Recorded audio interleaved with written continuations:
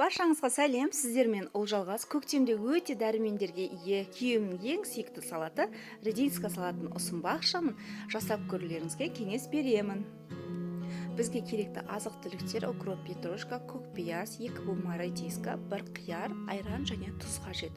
Ең әуелі осы көкөністерді жақсылап тазалап жуып аламыз. Басы мен астын алып тастап, қиярға ұқсап осылай барлығын турап шығамыз. Яғни 2 бөлікке бөліп, осылай қатты майда, қатты ірі етіп турамаймыз.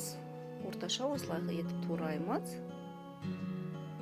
Сосын редискаларымызды мен жартылай ашып, шала ашып және де ашылмай турадым. Себебі бұның қабығы өте витаминге толы және сырт келбеті, яғни қызыл болып әдемі рең беріп тұрады. Дастарханның сәнін ашады. Неге одан кейін көкөністерімді турадым.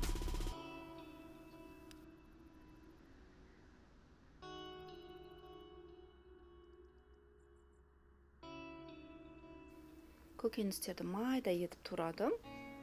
Көкпиязды қатты майда етіп турамаңыздар, ірілеу болғаны өте әдемі көрінеді.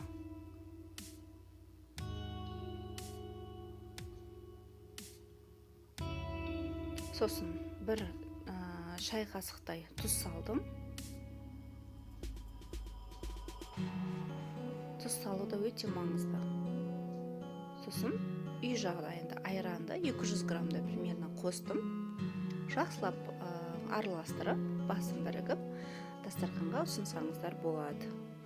Тез дайындалатын және тез желінетін салаттардың бірі, көп тұрып қалса, қиярдың суы шығып, сулы болып кетеді. Дастарханға ұсынатын кезде ғана жасауларыңызға кеңес беремін. Ас болсын. Сіздермен Олжалғас.